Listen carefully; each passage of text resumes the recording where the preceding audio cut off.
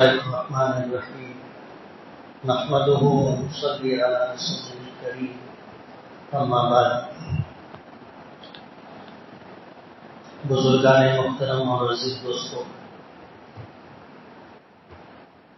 اللہ پاک کا ہم لوگوں پر بے پناہ کرم اور احسان ہے کہ آج ہم نے مسجد عریش کی افتتاحی تقریب کے موقع پر حاضری کی سعادت عطا کی اور الحمدللہ اس مسجد میں باقاعدہ باجماعت پہلی نماز کا جو انعقاد ہوا اس میں ہم سب لوگوں کی شرکت ہوئی۔ میں ہمیشہ یہ بات کہا کرتا ہوں کہ جب کبھی مسجد کی کوئی افتتاحی تقریب ہو، یعنی کسی مسجد کا باقاعدہ آغاز ہو رہا ہو، تو اپنا سب کام آگے پیچھے کر کے وہاں کی پہلی نماز کو شریک ہونا چاہیے۔ وجہ اس کی یہ ہے کہ آج ہم نے ایک نیک کام کی شروعات کی اور ہمیں اللہ کی رحیم و کریم ذات سے امید ہے کہ صبح قیامت تک انشاءاللہ یہ مسجد لوگوں کی نمازوں سے سجدوں سے آباد رہے گی اور جتنے لوگ نماز ادا کریں گے سب کو اللہ اجر عطا کرے گا اور انہیں جتنا اجر ملے گا اتنا ہی اجر اللہ پاک ہم سب کو عطا کرے۔ ہم نے تو ایک نماز پڑھی مغرب کی، اب اس کے بعد عشاء کی نماز ہوگی، روزانہ 5 وقتہ نماز ہوگی۔ ہماری شرکت ہوتی ہے نہیں ہوتی ہے، لیکن ان نمازوں کا ثواب اللہ پاک ہمیں دیتے رہے، اس لیے کہ نبی کریم صلی اللہ علیہ وسلم نے فرمایا کہ من سن سنتا حسنتا فلہ اجرها واجر من عمل بها، کہ جس شخص نے کسی اچھے طریقے کا آغاز کیا، اچھے کام کی شروعات کی، تو اس پر عمل کرنے والے بعد میں جتنے لوگ رہیں گے ان کو اللہ اجر دے گا، اتنا ہی اجر پہلی مرتبہ کرنے والوں کو بھی۔ اور یہی حال اس کے برعکس بھی کہ کسی غلط کام کی شروعات اگر ہم نے کی تو بعد میں وہ غلط کام جتنے لوگ کرتے رہیں گے تو جتنا ان کو گناہ ملے گا اتنا ہی اس برے کام کے شروع کرنے والے کو بھی گناہ ملے گا۔ تو ایسی تقریب میں ہر کام آگے پیچھے کر کے ہمیں پہنچنا چاہیے۔ میرے والد صاحب رحمت اللہ علیہ ہمیشہ اس کی تاکید کیا کرتے تھے اور ہم لوگوں نے دیکھا کہ سائیکل چلانی بھی نہیں آتی تھی، لیکن پورے شہر میں کنارے کہیں بھی کسی مسجد کی اگر افتتاحی تقریب ہوتی تھی تو پیدل چل کے جاتے تھے اور ہم لوگوں کو بھی لے کے جاتے تھے۔ کام ہے چھوٹا سا لیکن اجر و ثواب بہت زیادہ ہے، اس لیے ہم لوگ اللہ کا ہم پر کرم ہوا کہ ہمیں اللہ نے یہ موقع عطا فرمایا۔ مسجد سے متعلق تعمیر مسجد ہو، مسجد کی آبادی ہو، مسجد سے متعلق جو اعمال ہیں ان کے فضائل ہوں، اس پر گفتگو تو ہمارے مہمان محترم ہمارے عزیز دوست مولانا سعید مختار صاحب مدنی دامت برکاتہم گفتگو کریں گے۔ میں آ رہا تھا تو اذان سے پہلے میں نے باہر سنا کہ میرا بھی مختصر بیان ہوگا، ورنہ میں یہ سمجھ رہا تھا کہ میرے ذمہ نماز ہے، بیان تو حضرت مولانا فرمائے۔ نماز سے پہلے تو مولانا حامد ظفر صاحب کا بیان۔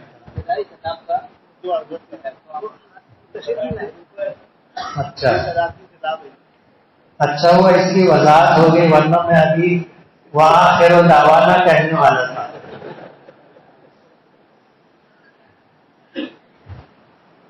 تو مسجد سے متعلق جتنے امور ہیں ان تمام کا پاس و لحاظ رکھنا ضروری ہے۔ ہم لوگ مسجد کو اپنے گھر کی طرح سمجھتے ہیں، یعنی دونوں میں فرق نہیں محسوس کرتے، حالانکہ زمین و آسمان کا فرق ہے۔ جیسے نماز ہے، ہم نے اپنے گھر میں پڑھی، مسجد کے پڑوس میں ہمارا مکان ہے، گھر پہ نماز پڑھی، اس نماز کے متعلق نبی کریم صلی اللہ علیہ وسلم نے فرمایا لا صلاۃ لجار المسجد الا فی المسجد، کہ مسجد کے پڑوس میں رہنے والے کی نماز مسجد کے بغیر ہوتی ہی نہیں ہے۔ اور ایک جگہ آپ نے فرمایا کہ مسجد سے ہٹ کر کے اگر کوئی نماز پڑھتا ہے تو اسے ایک نماز کا ثواب ملے گا، لیکن اگر وہی نماز وہ مسجد میں پڑھتا ہے تو اسے 27 گنا اجر و ثواب ملے گا، اور یہ جماعت کا ثواب ہے۔ مسجد کا ثواب کیا ہے نہیں معلوم، مسجد کا ثواب کیا ہے نہیں معلوم۔ شریعت کا ایک مزاج ہے، جس چیز کا اجر و ثواب بہت زیادہ ہوتا ہے اس کو نہیں بیان کیا جاتا۔ اس لیے ہمارے گھر کی نماز اور مسجد کی نماز میں زمین و آسمان کا فرق ہے، اور مسجد کا حق ہے، مسجد اللہ کا گھر ہے، مسجد کا حق ہے، اور وہ حق یہ ہے کہ اس کے پڑوس میں رہنے والے لوگ اس مسجد کو آباد رکھیں۔ جو مسجد کے آس پاس کے رہنے والے لوگ ہیں، کسی ہم لوگوں میں سے کسی کی بات آپ کو یاد رہے نہ رہے، لیکن یہ بات یاد رکھنا کہ مسجد اپنے قرب و جوار میں رہنے والوں کے لیے روزانہ دعا بھی کرتی ہے اور بد دعا بھی کرتی ہے، اور یہ بخاری شریف کی روایت ہے۔ جو لوگ مسجد کو آباد کرتے ہیں ان کی آبادی کی، ان کی بھلائی اور خیر خواہی کی مسجد دعا کرتی ہے کہ اللہ جس نے مجھے آباد کیا تو اسے آباد رکھ۔ اور جو لوگ مسجد میں نہیں آتے تو ظاہر بات ہے ان کا نہ آنا مسجد کی ویرانی کا سبب ہے، مسجد ان کے لیے بد دعا کرتی کہ جس نے مجھے ویران رکھا اے اللہ تو اسے برباد کر دے۔ جب اللہ کا گھر ہر نماز کے وقت کسی کو دعا دے رہا ہے، کسی کو بد دعا دے رہا ہے، جن کو دعا دے رہا ہے ان کی تو نکل پڑے، اور جن کو بد دعا دے رہا ہے ان کی بربادی میں کوئی کسر نہیں باقی۔ آج ہم لوگ سبھی پریشان ہیں، حالات اور اسباب بھی ایسے ہی ہیں، لیکن ظاہر بات ہے یہ حالات اور اسباب من جانب اللہ ہے، خود بخود کچھ نہیں ہوتا، خود بخود کچھ نہیں ہوتا، کرنے والی ذات اللہ کی، اللہ پاک کے کرنے سے ہوتا ہے۔ تو اسباب ہو، حالات ہو، ان میں تاثیر ہو، نفع و نقصان، یہ سب من جانب اللہ ہے، اللہ پاک کی طرف سے۔ اب اگر مسجد بد دعا دے رہی ہے تو ہماری تباہی و بربادی تو ہے، اور اسی کی وجہ سے یہ حالات بنتے ہیں، بگڑتے ہیں۔ آج امت پر کتنے حالات ہیں سب کو پتہ ہے، وہ ایک الگ موضوع ہے۔ آج بظاہر حالات اچھے نہیں ہیں، اور آئندہ کے حالات سے اندیشہ ہے ہمیں، مایوسی نہیں ہے، مایوسی نہیں ہے۔ اللہ پاک انشاءاللہ اپنے بندوں پر رحم فرمائیں گے، اور خاص طور پر نام لیواؤں پر رحم فرمائیں گے۔ مایوسی نہیں ہے، لیکن ہم لوگوں کو بھی اپنے حالات پر غور کرنا ہوگا۔ نبی کریم صلی اللہ علیہ وسلم جب کسی کو گورنر بنا کر کے روانہ کرتے تھے تو ظاہر بات ہے اگر گورنر بنا کر کے، حاکم بنا کر کے روانہ کر رہے ہیں تو کیا وصیت کرنی چاہیے؟ آپ اندازہ کرو، لیکن ایسے جانے والوں کو جو وصیت کرتے تھے، نصیحت فرماتے تھے، وہ یہ تھا کہ میرے نزدیک سب سے اہم اور ضروری چیز نماز ہے۔ گورنر کو حاکم بنا کر روانہ کر رہے، مسجد کا امام بنا کے نہیں روانہ کر رہے۔ اب حاکم کو کیا نصیحت اور وصیت کرنی چاہیے آپ سمجھ سکتے ہیں، لیکن حضور فرماتے تھے کہ ان من اہم الامور الیہ الصلاۃ، کہ میرے نزدیک سب سے اہم کام نماز ہے، نمازوں کو قائم رکھنا۔ حضرت سعد بن ابی وقاص رضی اللہ تعالی عنہ کوفہ کے گورنر بنا کر کے بھیجے گئے تھے۔ حضرت عمر فاروق رضی اللہ تعالی عنہ کا زمانہ تھا۔ شکایت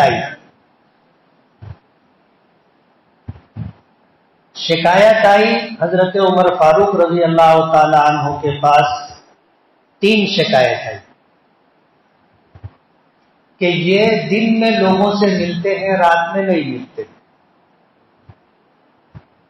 ہفتے میں 6 دن لوگوں سے ملتے ہیں، ایک دن ایسا آتا ہے کہ کسی سے نہیں ملتے، اور تیسری شکایت یہ کہ ان کو نماز پڑھانی بھی نہیں آتی۔ حضرت عمر فاروق رضی اللہ تعالیٰ عنہ نے شکایت سنی، اس کی تحقیق کی۔ حالانکہ حضرت سعد بن ابی وقاص رضی اللہ تعالیٰ عنہ رشتے میں حضور کے ماموں ہوتے تھے۔ کیا ہوتے تھے؟ ماموں ہوتے تھے، مشہور صحابی ہیں۔ حضرت عمر نے یہ نہیں کہا کہ کیا شکایت کر رہا ہے تو غلط بات ہے، نہیں، شکایت آئی، سنا، اس کی تحقیق کرنی تھی۔ حضرت سعد بن ابی وقاص کو خط گیا کہ مدینہ آؤ۔ حضرت سعد بن ابی وقاص رضی اللہ تعالی عنہ مدینہ آئے تو حضرت عمر فاروق رضی اللہ تعالی عنہ نے کہا کہ تمہارے متعلق شکایت آئی، اور وہ شکایت یہ ہے کہ تم دن میں لوگوں سے ملتے ہو، رات میں نہیں ملتے، کیا بات ہے؟ تو کہنے لگے کہ امیر المومنین، میں دن میں بندوں کی خدمت کرتا ہوں، اور دن میں نے اللہ کے بندوں کے لیے رکھا ہے، اور رات میں نے اللہ کے لیے رکھی۔ دن میں لوگوں کا کام کرتا ہوں، رات میں اللہ کی عبادت کرتا ہوں۔ کہا دوسری شکایت یہ ہے کہ تم 7 دنوں میں سے 6 دن لوگوں سے ملتے ہو، 7ویں دن نہیں ملتے۔ تو کہنے لگے کہ امیر المومنین، میرے پاس یہی ایک جوڑا کپڑا ہے،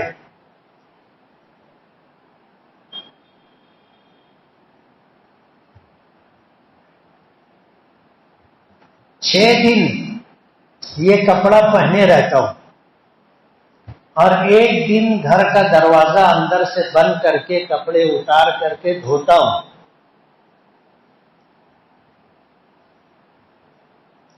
اور جب وہ کپڑا سوکھ جاتا ہے تو پھر میں پہنتا ہوں۔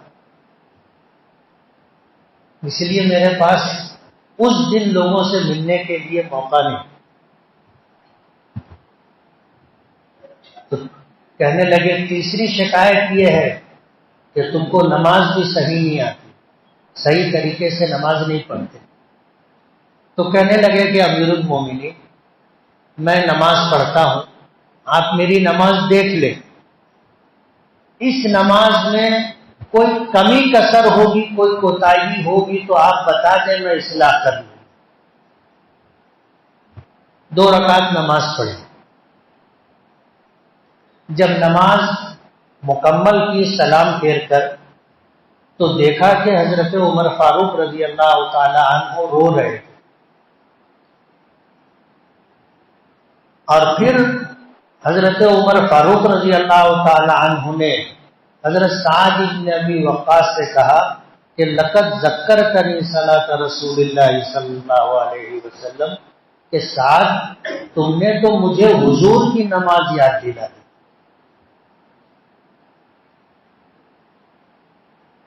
معاملہ ختم ہو جانا چاہیے تھا، لیکن حضرت عمر نے ایک آدمی ساتھ میں دیا اور کہا کہ ان کے ساتھ کوفہ جاؤ، اور کوفہ کی ہر مسجد میں جا کر کے یہ اعلان کرنا کسی نماز کے بعد کہ یہ تمہارے گورنر ہیں، ان کے متعلق اگر کسی کو کوئی شکایت ہو تو کرے۔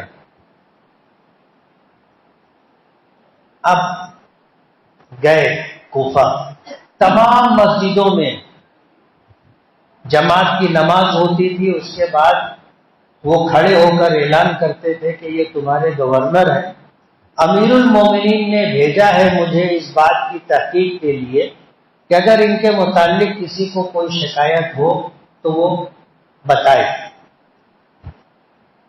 کسی مسجد میں کسی نے کوئی شکایت نہیں، ایک مسجد میں جب یہ اعلان کیا گیا تو ایک شخص نے کھڑے ہو کر کے شکایت کی، اور یہی شکایت کی۔ جب شکایت کر لی تو حضرت سعد بن ابی وقاص رضی اللہ تعالی عنہ نے سنا، اور اس کے بعد انہوں نے ایک بد دعا دی، مشروط بد دعا دی، اور بد دعا یہ دی کہ اللہم ان کان ھذا کاذبا، کہ اللہ اگر یہ آدمی جھوٹا ہو شکایت کرنے تو اس کے حق میں میری 3 بد دعا قبول فرما۔ اگر جھوٹا ہو شکایت کرنے میں تو میری 3 بد دعا اس کے حق میں قبول فرما۔ پہلی بد دعا اللہم اطل عمرہ، کہ اللہ اس کو لمبی عمر عطا کر۔ ہم لوگ تو دعا دیتے ہیں نا کہ اللہ لمبی عمر دے، انہوں نے کہا کہ بد دعا دی کہ اللہم ان کان ھذا کاذبا، اگر یہ جھوٹا ہے تو اس کے حق میں میری 3 بد دعا قبول فرما۔ پہلی بد دعا اللہم اطل عمرہ، کہ اللہ اس کی عمر لمبی کر دے، واطل فقرہ، اور اس کی محتاجی اور فقر لمبا کر دے، بڑھا دے، وعرضہ علی الفتن، اور اس کو فتنوں میں مبتلا کر دے۔ اس کے بعد مدینہ واپس آئے، حضرت عمر فاروق رضی اللہ تعالی عنہ نے ساری روایات سننے کے بعد پھر دوسری جگہ ان کو گورنر بنا کر کے روانہ کرنے کا فیصلہ سنایا، تو انہوں نے معذرت کر لی کہ امیر المومنین اب مجھے یہ خدمت نہ دے، بس میں کر چکا گورنری۔ امام بخاری رحمۃ اللہ علیہ نے یہ واقعہ لکھا، اور اس کے بعد فرماتے ہیں کہ وہ شخص جس نے حضرت سعد بن ابی وقاص رضی اللہ تعالی عنہ کے متعلق یہ شکایت کی تھی، اس کی حالت یہ ہو گئی تھی کہ لمبی عمر اللہ نے کر دی تھی، اتنی کہ یہ جو بھاؤں ہے یہ لٹک کر اس کی آنکھ پر آ گئی تھی۔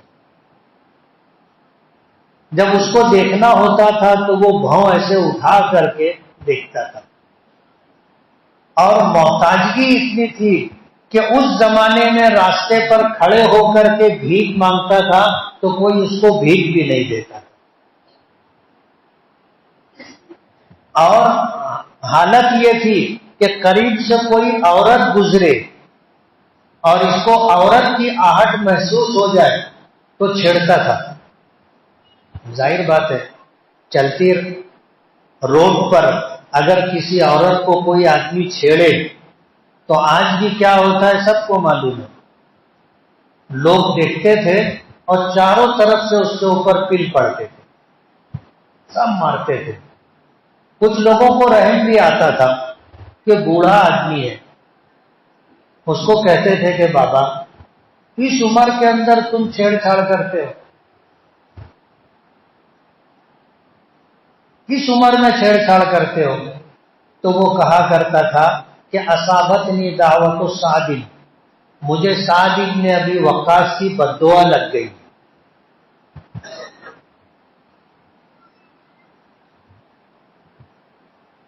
مجھے جو بات بتانی تھی کہ کسی کو گورنر بنا کر کے روانہ کرتے تھے تو اسے نماز کی تاکید کرتے تھے۔ آج تو ہمارے یہاں اگر کسی کو ذرا سا اس لائن میں آگے بڑھنے کا موقع ملے تو سب سے پہلے نماز قربان، نماز ختم، اور پھر جو کام نہیں کرنا چاہیے وہ چالو ہو جاتا ہے کہ شام ہوئی تو آدمی گلاس میں ڈوب جاتا ہے، جبکہ اس زمانے میں ایسے لوگوں کو سب سے پہلی تاکید نماز کی جاتی۔ تو شریعت میں سب سے اہم کام نماز ہے، سب سے اہم کام۔ حضور پاک صلی اللہ علیہ وسلم کے متعلق ازواج مطہرات فرماتی ہیں کہ حضور ہمارے ساتھ ہوتے تھے، گھر میں بات چیت ہوتی رہتی تھی، گھر میں ہوتے تھے بات چیت ہوتی رہتی تھی، اور حضور ہمارے ساتھ گھر کے کاموں میں ہاتھ بٹایا کرتے تھے، لیکن جیسے ہی اذان کی آواز آتی حضور بدل جاتے تھے، حضور بدل جاتے تھے، ایسے جیسے ہم کو پہچانتے ہی نہیں۔ اذان سنتے ہی حضور کی کیفیت بدل جاتی تھی، پھر نماز، دوسرا کوئی کام نہیں۔ یہی وجہ ہے کہ امام اعظم ابو حنیفہ رحمۃ اللہ علیہ کے یہاں محلے کی مسجد میں دوسری جماعت مکروہ ہے۔ اذان سن لینے کے بعد سب کام ختم، اب آؤ آ کر کے ضروریات سے فارغ ہو کر کے باجماعت نماز ادا کرو۔ یہ نہیں کہ اپنا کام پورا کر لو پھر چلیں گے مسجد میں جا کر کے اپنی جماعت کر لیں گے۔ اس میں کیا حکمتیں اور مصلحتیں ہیں وہ اپنی جگہ، لیکن اذان سنتے ہی حضور کی کیفیت بدل جاتی تھی، پھر کوئی کام نہیں۔ ازواج مطہرات کہتی تھی کہ حضور ایسے ہو جاتے تھے جیسے ہمیں پہچانتے ہی نہیں ہیں، بس سب کام چھوڑ کر کے آ کر جماعت کے ساتھ نماز پڑھنا چاہیے۔ مسجد کا حق ہے، مسجد اسی لیے بنائی جاتی ہے۔ ایک صحابی دیہات کے رہنے والے بدو تھے، مدینہ منورہ مسجد نبوی آئے، حضور سے ملاقات کی، ایمان قبول کر لیا تھا، حضور کی مجلس تھی، ان کو پیشاب کی حاجت محسوس ہوئی، انہیں مسجد کے کونے میں جا کے پیشاب کرنے لگے۔ ظاہر بات ہے اگر کوئی مسجد میں یہ کام کرے گا تو ہم میں سے کوئی بھی دیکھے گا تو کیا کرے گا؟ سب طرف سے بولیں گے ارے رے رے رے رے، لوگ روکیں گے، سب طرف سے لوگ بولنے لگے۔ حضور نے فرمایا لا تظلموا، پیشاب کرتے ہوئے اس کو درمیان میں مت روکو۔ مسجد کا فرش جو تھا وہ ریت تھی، جب وہ پیشاب سے فارغ ہو گیا حضور نے ایک ڈول پانی منگوایا اور وہاں پر پانی ڈال دیا، تو پانی ناپاکی لے کر کے نیچے اتر گیا، اوپر کی ریت دھل کر کے پاک ہو گئی۔ اور اس کے بعد حضور نے اس کو بلایا اور بلانے کے بعد فرمایا کہ یہ مسجد ہے، یہ اللہ کا گھر ہے، یہ پیشاب پاخانہ کرنے کی جگہ نہیں ہے، مسجد بنائی گئی ہے نماز پڑھنے کے لیے، اللہ کا ذکر کرنے کے لیے، قرآن کریم کی تلاوت کرنے کے لیے، مسجد پیشاب پاخانہ کرنے کی جگہ نہیں۔ تو اس شخص نے حضور کی بات سننے کے بعد دعا کی کہ اللہم ارحمنی و محمد، کہ اللہ مجھ پر اور محمد صلی اللہ علیہ وسلم پر رحم فرما، ولا ترحم معنا احدا، اور ہمارے ساتھ کسی اور پر رحم نہ فرما۔ صرف حضور کے لیے اور اپنے لیے دعا کی، اور باقی سب کے بارے میں ہمارے ساتھ کسی پر رحم مت فرمائے۔ کیوں؟ سب چلانے لگے تھے، اور حضور نے پیار سے بلایا، محبت اور شفقت کے ساتھ اسے بتایا کہ مسجد کیا ہے، پیشاب پاخانہ کرنے کی جگہ نہیں ہے، نماز کے لیے مسجد بنائی گئی۔ اب جب مسجد بن گئی ہے تو اہل محلہ پر مسجد کا حق ہے کہ اس مسجد کو آباد رکھیں، گھر پر نماز نہیں پڑھیں گے، مسجد کے پڑوس میں رہنے والوں کی نماز مسجد کے بغیر نہیں ہوتی۔ اور یہ بات حضور پاک صلی اللہ علیہ وسلم کی بات ہے۔ کسی عالم اور کسی مفتی کی بات نہیں ہے. ابھی تم کسی مفتی اور کسی عالم سے پوچھو گے تو وہ بولے گا پڑھ لیے تو ہو جائے گی. کیا بولے گا؟ مجھ سے بھی پوچھو گے تو میں بولوں گا کہ اگر نماز گھر پہ پڑھ لیے تو ہو جائے گی، لیکن مسجد میں پڑھنا چاہیے. اور حضور کیا فرما رہے ہیں؟ مسجد کے پڑوس میں رہنے والے کی نماز مسجد کے بغیر نہیں ہوتی. علماء نے اس کی جو وضاحت کی ہے وہ یہ کہ یہ نماز جو تم نے پڑھی ہے نہیں پڑھنے جیسی ہے. فرض ادا ہو گیا لیکن ملا کچھ نہیں. مسجد کا حق ہے، مسجد کا حق ادا کرو. پاس پڑوس میں رہنے والے مسجد کو آباد رکھنے کی فکر کریں. مسجد آباد رہے گی تم آباد رہو گی. مسجد آباد رہے گی تمہارا گھر، تمہارے پریوار، تمہارا پریوار، تمہاری فیملی، تمہارے گھر کے لوگ آباد رہیں گے. آج پریشانی ہے، بیوی بیمار ہے، بچے بیمار ہیں، گھر میں تنگی ہے، پریشانی ہے، آدمی مقروض ہو گیا ہے. یہ سب پریشانی ختم کب ہوگی؟ جب تم مسجد کو آباد رکھو. 5 وقت مسجد کی دعا ملے گی نا، اور اللہ کا گھر دعا دے گا تو اللہ ضرور قبول کرے گا. اور اسی کے برعکس سے مسجد کو اگر تم نے چھوڑ دیا تو مسجد کی بددعا لگے گی اور پھر کوئی تمہیں سنبھال نہیں پائے گا، پریشانی بڑھتی رہے گی. اس لیے مسجد تو الحمدللہ زمین وقف کی گئی، اللہ اسے قبول فرمائے. لوگوں نے تعاون دیا، مسجد تعمیر ہو گئی اور الحمدللہ شاندار مسجد بنی ہے. اب ہماری ذمہ داری ہے، مسجد بنانے والوں نے، زمین وقف کرنے والوں نے اللہ کے لیے یہ کام کیا. اجر انہیں ملے گا. کیا اجر ہے آپ نے سنا،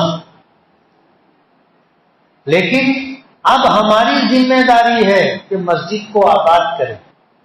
اور مسجد کی آبادی کے لیے جہاں نمازوں کی ادائیگی ہے کہ اپنی نماز اذان ہوتے ہی مسجد میں آ کر کے ادا کرے، وہیں مسجد کی آبادی کے لیے یہ بھی ضروری ہے کہ مسجد کی ضروریات اور تقاضے پورے ہوتے رہیں. امام کی تنخواہ ہے، مؤذن کی تنخواہ ہے، خادم کی تنخواہ ہے، بجلی کا بل ہے، دیگر اخراجات ہیں، یہ سب پورے ہوں.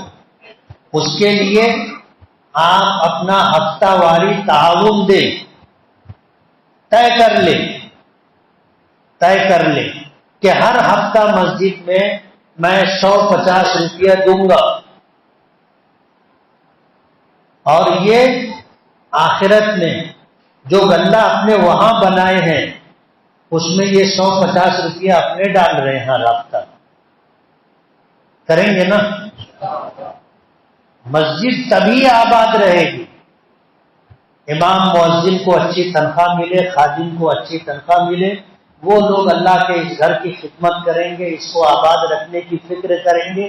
ہم لوگ حاضر ہوتے رہیں، 5 وقتہ نمازیں ادا کریں اور اخراجات میں اپنا دست تعاون دراز کریں. مسجد کا نظام اچھی طرح چلتا رہے گا. کریں گے نا؟ اللہ تعالیٰ زمین وقف کرنے والی خاتون کو اور اسی طرح ان کے اہل خانہ کو، تمام متعلقین اور رشتہ داروں کو بہترین جزائے خیر عطا فرمائے اور یہ نیکی اللہ پاک قبول فرمائے. اصل چیز قبولیت ہے، اصل چیز قبولیت ہے. اللہ نے قبول کر لیا، بس بیڑا پار. حدیث پاک میں آتا ہے کہ جب میدان محشر میں لوگ آئیں گے تو ایسا بھی ہوگا کہ جب کسی کا نام اعمال سامنے لایا جائے گا تو وہ دیکھے گا اس میں ایک نیکی بہت بڑی ہے، تو وہ یہ سوچنے لگے گا کہ اتنی بڑی نیکی تو میں نے کی ہی نہیں تھی، یہ کہاں سے آئی؟ وہ حیران ہوگا. تو اللہ پاک اس کی حیرانی دور کرنے کے لیے فرمائیں گے کہ تو نے کھجور کا ایک دانہ میری رضا کے لیے تو نے صدقہ کیا تھا. اللہ نے اسے شرف قبولیت عطا کی.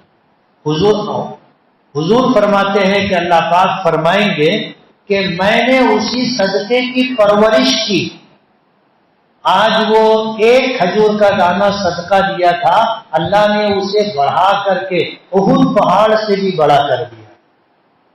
اصل چیز قبولیت ہے۔ اللہ یہ نیکی ہم سے قبول فرما دے، اللہ کی بارگاہ میں یہ نیکی قبول ہو گئی، انشاءاللہ ہماری نجات کے لیے یہ عمل کافی ہے نا کہ من بنا للہ مسجدا بنا اللہ لہ بیتا فی الجنہ، کہ جس شخص نے اللہ کی رضا کے لیے مسجد بنائی، اللہ اسے جنت میں اپنی شان کے مطابق محل عطا کرے گا۔ شان کے مطابق ہماری حیثیت جیسی تھی ہم نے اللہ کا گھر بنایا، اور اللہ کی جیسی شان ہے اللہ ہمارے لیے جنت میں ویسا محل بنائے۔ پھر وہ واقعہ سناؤں گا جو ہمیشہ سناتا ہوں کہ خلیفہ ہارون رشید ایک مرتبہ اپنی ملکہ زبیدہ کے ساتھ چہل قدمی کے لیے نکلا۔ دریائے دجلہ کے کنارے ریت پر چلتے ہوئے جا رہے تھے تو اس زمانے میں ایک مجذوب تھے بہلول دانا۔ ملکہ نے دیکھا کہ وہ ریت سے کچھ گھرونا بنا رہا ہے، اللہ نے دل میں بات ڈالی اس کی مدد کرنی چاہیے۔ تو ملکہ نے قریب پہنچنے کے بعد خلیفہ نے سلام کیا، بہلول دانا نے جواب دیا۔ ملکہ نے پوچھا کہ بہلول کیا بنا رہے؟ تو بہلول نے جواب دیا کہ جنت میں محل تعمیر کر رہا ہوں۔ تو ملکہ نے کہا کہ بیچو گے؟ بولے ہاں بیچوں گا۔ تو بولے ایک محل کی قیمت کیا ہے؟ تو بہلول نے کہا 100 درہم۔ تو ملکہ زبیدہ نے 100 درہم نکال کر کے اسے دے دیے اور آگے بڑھ گئے۔ تو خلیفہ ہارون رشید نے کہا کہ صحیح بات ہے۔ تو ملکہ نے پوچھا کیا؟ بولے عورت ٹیڑھی ہوتی، بے وقوف ہوتی۔ اس نے کہا کہ میں جنت میں محل بنا رہا ہوں، تم نے خرید لیا۔ تو ملکہ نے جواب دیا کہ میرے سرتاج، میں بھی دیکھ رہی تھی کہ وہ ریت سے گھروندہ بنا رہا ہے، لیکن مجھے اس کی مدد کرنی تھی، اسی بہانے سے میں نے اس کی مدد کر دی۔ وہ فقیر نہیں ہے، کسی سے مانگتا نہیں ہے، اب دینا تھا تو کوئی بہانہ تو چاہیے، میں نے دے دیا۔ واپس آئے، رات ہوئی، سوئے تو خلیفہ ہارون رشید نے خواب دیکھا کہ جنت میں اور ٹہلتے ٹہلتے جا رہے تھے تو ایک جگہ ایک شاندار نیا محل بنا تھا، اس کے اوپر لکھا تھا قصر زبیدہ، جیسے ہم لوگ لکھتے ہیں نا، اس پہ لکھا ہوا تھا قصر زبیدہ۔ تو خلیفہ ہارون رشید رک کر کے محل کو دیکھنے لگا تو کوئی ہوگا، اس سے پوچھا کہ یہ محل کس کا ہے؟ تو بولے مسلمانوں کے خلیفہ ہارون رشید کی بیگم ملکہ زبیدہ کا ہے، اور کل ہی بنائے۔ کب بنائے؟ کل ہی بنائے۔ تب یہ گھسنے لگے تو روک دیا گیا کہ آپ کو اجازت نہیں ہے، محل آپ کا نہیں، باہر۔ اب آنکھ کھل گئی، آدمی بہت اچھا خواب دیکھے تو آنکھ کھل جاتی، اور کچھ بھیانک دیکھ لے تو پسینہ پسینہ ہو جاتا اور آنکھ کھل جاتی۔ اب صبح ہونے کا انتظار ہونے لگا۔ اب صبح ہوئی تو ملکہ سے کہا کہ چلو ٹہلنے چلیں گے۔ تو ملکہ نے کہا کہ کل ہی تو گئے تھے، چلیں گے پھر کبھی؟ بولے نہیں چلو جانا ہے۔ ملکہ نے کہا کہ ارے کل تو گئے تھے، پھر کسی دن چلے جائیں۔ بولے نہیں چلو۔ اور اچھی بیوی وہ ہوتی ہے جو شوہر کی بات مان لے۔ ٹھیک ہے چلو۔ اب جب گئے تو خلیفہ ہارون رشید دور دور تک دیکھ رہا۔ کیا دیکھ رہا تھا؟ وہ بہلول دانا دکھے۔ اب وہ دکھ گیا، وہاں گئے، بڑی عقیدت کے ساتھ ہارون رشید نے سلام کی، بہلول دانا نے جواب دیا۔ تو ہارون رشید نے پوچھا کہ بہلول کیا بنا رہے؟ بولے جنت میں محل تعمیر کر رہا ہوں، بیچو گے؟ بولے ہاں بیچوں گا۔ بولے ایک محل کی قیمت کیا ہے؟ بولے ہارون رشید کی سلطنت ایک محل کی قیمت ہارون رشید کی سلطنت. بولے کل تو 100 درہم میں دے رہے تھے نا. بولے کل بغیر دیکھے سودا ہو رہا. کل بغیر دیکھے سودا ہو رہا تھا اور آج تو دیکھنے کے بعد ہے نا. اور حضور نے فرمایا ہے کہ جنت میں ایک کمان کے بقدر جگہ اتنی قیمتی ہوگی کہ پوری دنیا مل کر کے اس کی قیمت نہیں بن سکتی. اب بہلول نے مانگا کیا تھا؟ وہ مانگا تھا جو ہارون رشید دے سکتا تھا، دینا چاہتا تھا. ظاہر بات ہے کہ اس کے بس کی بات کہاں تھی. اس لیے ہم لوگ ایمان بالغیب رکھتے. کیا رکھتے؟ ایمان بالغیب. اللہ اس کے رسول کی بات ہم نے دیکھا نہیں لیکن سنا، سمجھ میں آئے نہ سمجھ میں آئے، آنکھ بند کر کے ماننا چاہیے. آنکھ بند کر کے. اگر ہم نے یہ راستہ اختیار کر لیا کہ بس اللہ اس کے رسول کی بات ہے، اب سمجھ میں آئے تو نہیں سمجھ میں آئے تو خاموشی کے ساتھ قبول کرنا چاہیے. اس لیے مسجد کا حق ہے. مسجد روزانہ دعا بھی دیتی ہے، بد دعا بھی دیتی ہے. ایک جگہ میں نے یہ بات رکھی تو کچھ لوگ کہنے لگے مفتی صاحب کچھ بھی بولتے. اس کو معلوم پڑا. میں نے کہا وہ آدمی ملا، میں نے کہا تو ایسا بولا ہے؟ بولے ہاں. میں نے کہا میں نے جو بات کہی ہے میری نہیں ہے، ہمارے نبی جناب رسول اللہ صلی اللہ علیہ وسلم کا فرمان ہے. اور تیرا یہ کہنا کہ کچھ بھی بولتے رہتے ہیں یہ اس کی توہین ہے. آنکھ بند کر کے ایمان رکھنا چاہیے. مسجد ہم کو ایسا لگتا ہے کہ اس کو زبان نہیں ہے، یہ کیا بولے گی، لیکن بولتی ہے. کل قیامت کے دن اللہ زبان بند کر دیں گے اور جسم کے سارے اعضاء بولیں گے تو یہ سارے اعضاء اس کو بولیں گے کہ وہ زبان سب کو بولے گی کہ تم کیا کر رہے ہو، اپنے سب کرتوت سب گناہ بتا رہے ہو. تو وہ اعضاء جواب دیں گے زبان کو کہ تجھ کو دنیا میں بولنے کا حکم تھا تو بولتی تھی اور آج ہمیں بولنے کا حکم ہے. انگلی بولے گی. زبان اور انگلی میں کیا فرق ہے؟ وہ بھی جسم کا ایک حصہ ہے، انگلی بھی جسم کا حصہ ہے. اللہ نے زبان کو بولنے کی طاقت دی، قیامت میں انگلی کو بولنے کی طاقت دے گی، صلاحیت دے گی تو انگلی بولے گی. اس لیے مسجد بھی دعا اور بد دعا دیتی ہے. اس کو آباد رکھنے والے دعاؤں سے سرشار رہتے ہیں اور اس کو ویران رکھنے والے مسجد کی بد دعائیں اٹھاتے. اس لیے اس کو آباد رکھنے کی فکر کریں گے نا انشاءاللہ. اللہ تعالیٰ اس مسجد کو تا صبح قیامت آباد رکھے، لوگ نماز ادا کرتے رہیں اور یہ مسجد ہمارے نمازوں کی کل قیامت کے دن گواہ بنے کہ یہ لوگ تھے، اذان ہوتی تھی آتے تھے، نماز ادا کرتے تھے. یہ مسجد گواہی دے گی، مسجد گواہی دے گی. اس لیے اس کی فکر